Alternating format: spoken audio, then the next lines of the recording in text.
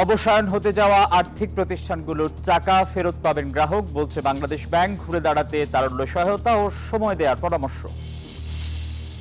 দেশে ভেড়ার লোম থেকে পণ্য তৈরির একমাত্র কারিগর চাঁপাইনবাবগঞ্জের আব্দুল খালেক। তরুণদের শেখাতে সরকারের সহায়তা কামনা।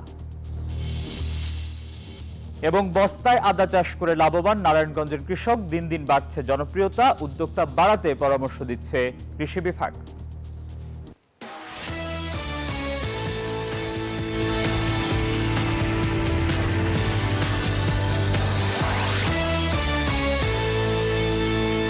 আমন্ত্রণ। ব্যবসা বাণিজ্য আর অর্থনীতির সবশেষ খবর নিয়ে নিউজ 24 এর নিয়মিত আয়োজন পূবালী ব্যাংক পিএলসি বিজনেস টাইমে। পুরো আয়োজনে আপনাদের সঙ্গে আছি আমি আসিফ টিপু।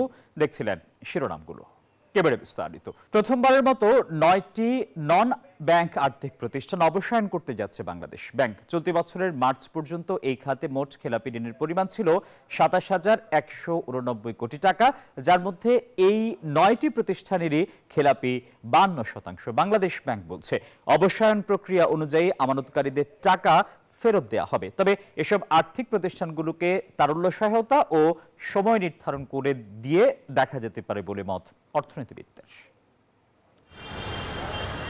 জালিয়াতি ও দুর্নীতির কারণে বেড়েই চলেছে ব্যাংক বহির্ভূত বিভিন্ন আর্থিক প্রতিষ্ঠানের খেলাপি ঋণের পরিমাণ। বর্তমানে যা 27,000 কোটি টাকা ছাড়িয়েছে। এসব প্রতিষ্ঠানের লোভনীয় অফারের ফাঁদে পড়ে স্বপ্ন ধূলিসাৎ হয়েছে অনেকের। আমানত নিয়ে দেখা দিয়েছে অনিশ্চয়তা। কেননা দেশে এবারই প্রথম বন্ধ হতে যাচ্ছে ব্যাংক বহির্ভূত আর্থিক প্রতিষ্ঠান। কেন্দ্রীয় ব্যাংকের সিদ্ধান্ত অনুযায়ী মোট 35টি প্রতিষ্ঠানের মধ্যে তীব্র তারল্য ঘাটতিতে থাকা 9টি প্রতিষ্ঠানকে অবসায়ন করা হচ্ছে।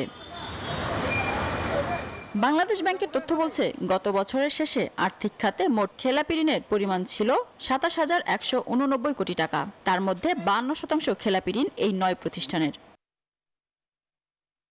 এদিকে চলতি বছরের জানুয়ারিতে খেলাপি ঋণের পরিমাণ 80%-এর ওপর এমন সব নন ব্যাংকিং আর্থিক প্রতিষ্ঠান শনাক্ত করে তাদের লাল তালিকা করে চিঠি দেয় কেন্দ্রীয় ব্যাংক। তীব্র তারল্য ঘাটতিতে থাকা এবার এসব ফাইন্যান্সগুলোকে বন্ধের সিদ্ধান্ত নিয়েছে বাংলাদেশ ব্যাংক। বাংলাদেশ ব্যাংকের মত, অর্ডিন্যান্স ও আমানত স্কিম অনুযায়ী এসব কোম্পানি অবসায়ন ও গ্রাহকদের টাকা ফেরত দেওয়া হবে। আর এর মধ্যে 8টি শেয়ার বাজারের অংশ হওয়ায় ক্ষুদ্র বিনিয়োগকারীদের ক্ষতিপূরণ সরকার চিন্তা করতে পারে বলে জানান মুখপাত্র।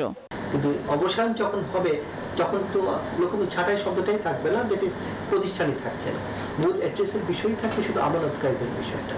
আর এদের যে শেয়ারগুলো মার্কেটে আছে, সরকার ভেবেছে যে না, যারা ক্ষতিগ্রস্ত হয়েছে তারা যদি ক্ষতিপূরণ দাবি করে তখন সরকার বিষয়টা বিবেচনা করে দেখবে। একই ঘটনা এনবিএফআই এর ক্ষেত্রে ঘটতে পারে, তবে এই বিষয়টি এখন চূড়ান্ত। এনবিএফআই খাতে ক্ষুদ্র গ্রাহকদের স্বার্থ চিন্তা করা উচিত বলেও জানান বিশ্লেষকরা। দুর্বলদের তারল্য সহায়তা দিয়ে ঘুরে দাঁড়াতে সুনির্দিষ্ট সময়সীমা বেঁধে দেওয়া যেতে পারে বলেও জানান এই অর্থনীতিবিদ।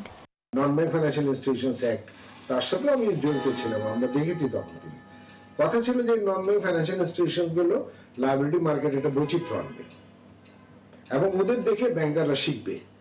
এটা তো হয়ই নাই কোনো রকমের, বরঞ্চ নন ব্যাংক ফাইন্যান্সিয়াল ইনস্টিটিউশনগুলোই ব্যাংকাররা যেভাবে ডিপোজিট নেয় ওরাও সেভাবে ডিপোজিট নেওয়া শুরু করলো, ব্যাংকাররা যেভাবে লেন্ডিং নেয় ওরা সেভাবে লেন্ডিং করা শুরু করলো। তাদেরকে একটা লাস্ট একটা ক্যাপিটাল সাপোর্ট বা লিকুইডিটি সাপোর্ট একটা দিয়ে একটা নির্দিষ্ট সময় বেঁধে দিয়ে তাদেরকে আসলে আপনার বলতে হবে যে তোমরা এর মধ্যে ঘুরে দাঁড়াও বা ঘুরে দাঁড়ানোর চেষ্টা করো, তোমরা যদি না পারো ইউ মাস্ট কুইট। এদিকে তুলনামূলক ভালো হিসেবে চিহ্নিত 15টি প্রতিষ্ঠানের 49,643 কোটি টাকার ঋণের মধ্যে খেলাপি মাত্র 3,627 কোটি টাকা। গত বছর এসব প্রতিষ্ঠান মুনাফা করেছে 1,465 কোটি টাকা। মিনা ফেরদাউস, নিউজ 24, ঢাকা। আকিস রিসোর্স চালু করতে যাচ্ছে ডিজিটাল ব্যাংকিং সেবা, যেখানে এআই চালিত সাপোর্ট, অটোমেশন এবং রিয়েল টাইম মনিটরিং যুক্ত হবে, যা গ্রাহক অভিজ্ঞতাকে এক নতুন স্তরে নিয়ে যাবে। ফ্রড ডিটেকশনে এআই অন্যতম বড় পরিবর্তন এনেছে।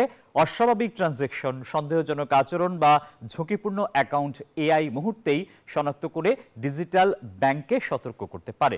জেনারেটিভ এআই ইসলামী ব্যাংকিংকে কেবল ডিজিটাল নয়, আরও নিরাপদ, স্বচ্ছ এবং গ্রাহক কেন্দ্রিক করে তুলেছে। পাশাপাশি নীতিগত মানদণ্ড বজায় রেখে জটিল সিদ্ধান্তগুলো আরও দ্রুত ও নির্ভুলভাবে গ্রহণ করা সম্ভব হচ্ছে। গ্রাহক পর্যায়ে যেমন তার একটা সুবিধা পাবে, সেরকম আমাদের যে ব্যাংক আমরা যারা করব, যারা কি ব্যাংকিংটা চালাবে, ইনভেস্টর যারা আছে, বা আমাদের ব্যাংকের জন্য এটা অনেক সুবিধা আনবে। দেশে ভেড়ার লোম থেকে সুতা ও পণ্য তৈরির একমাত্র কারিগর চাঁপাইনবাবগঞ্জের আব্দুল খালেক। বয়স্ক খালেক এখন খুঁজছেন উত্তরসূরি, চান দেশের যুবকদের মাঝে এই শিল্পজ্ঞান ছড়িয়ে দিতে। এ বিষয়ে সরকারের সুদৃষ্টি কামনা করেন তিনি। রফিকুল আলমের তথ্য এবং ছবিতে ডেস্ক রিপোর্ট। চাঁপাইনবাবগঞ্জে একমাত্র ভেড়ার লোমের কম্বল কারিগর আব্দুল খালেক। বয়স এখন ৭০ বছর, ধরে রেখেছেন বংশের ঐতিহ্য। নয়াগোলা মমিনপাড়া মহল্লার বাসিন্দা খালেক বিশেষ কাঁচি গদিয়ে সংগ্রহ করেন ভেড়ার লোম। পরিষ্কার প্রক্রিয়াজাত করে সেই লোম থেকেই চরকায় বানান সুতা, আর তা দিয়েই তৈরি করেন কম্বল, মাফলার ও জায়নামাজ, যার চাহিদা এখন পেরিয়েছে দেশের গণ্ডি। কিশোর বয়সে বাবার কাছ থেকে শেখা পেশায় আজ তিনি একা। এ ঐতিহ্য ধরে রাখতে কাজ শেখাতে চান তরুণদের, আর তাই সরকারি উদ্যোগ ও সহায়তা প্রয়োজন বলে মনে করছেন তিনি। সরকারের কাছে আমার একটা আবেদন হচ্ছে যে এই শিল্পটা তো হারিয়ে যাওয়ার পথে, আমি যখন চলে যাব তখন আর কেউ এই হালটা যে ধরবে এই লোক আর একটাও সারা বাংলাদেশে নেই। যদি আমাদের প্রতি একটু দয়া করে, আমার প্রতি একটু দয়া করে যদি এই শিল্পটাকে ট্রেনিং এর একটা ব্যবস্থা করতেন, তাহলে খুব উপকৃত হতো, বাংলাদেশও উপকৃত হতো, আমি খুব খুশি হতাম। স্থানীয়রাও মনে করেন আব্দুল খালেকের মৃত্যুর সাথে হারিয়ে যাবে এই শিল্প। সরকারকে এগিয়ে আসার আহ্বান তাদের। কালের বিবর্তনে এটাকে মডিফাই করে এই ভেড়ার লোমের কম্বলকে আমরা যদি এই ঐতিহ্যটাকে আরো উন্নত করতে পারি, তাহলে আমাদের এই ঐতিহ্যটা টিকবে। আমরা আমাদের সম্মানিত প্রশাসক মহোদয়ের দৃষ্টি আকর্ষণ করে এটাই যেন প্রসারিত এবং বৃদ্ধি করে যায়। এই ঐতিহ্য ধরে রাখতে সার্বিক সহযোগিতার আশ্বাস দিলেন চেম্বার সভাপতি। এই ধারাকে অব্যাহত রাখার জন্য আমাদের বাজারজাতকরণ এবং তাকে আর্থিকভাবে ব্যাংক থেকে স্বল্প সুদে লোন দিয়ে সহায়তা করতে পারলেই আমরা মনে করি এই ভেড়ার লোমের কম্বলটি ঐতিহ্য ধরে রাখতে পারবে।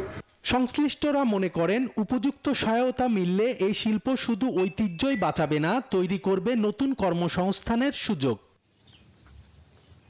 Desk report, news 24। নারায়ণগঞ্জে দিন দিন জনপ্রিয় হয়ে উঠছে বস্তায় আদা চাষ। প্রতি জমিতে বাড়ির উঠানে বা ছাদে বস্তায় আদা চাষ করে লাভবান হচ্ছেন কৃষক। স্বল্প খরচে অধিক লাভের কারণে বস্তায় আদা চাষে আগ্রহ বাড়ছে কৃষকের, ফলে বাড়ছে চাষির সংখ্যা ও উৎপাদন।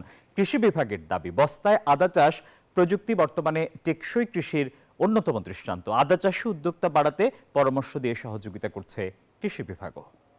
আর এই ছিল পূবালী ব্যাংক পিএলসি বিজনেস টাইমে এখনকার আয়োজন। সবাইকে ধন্যবাদ।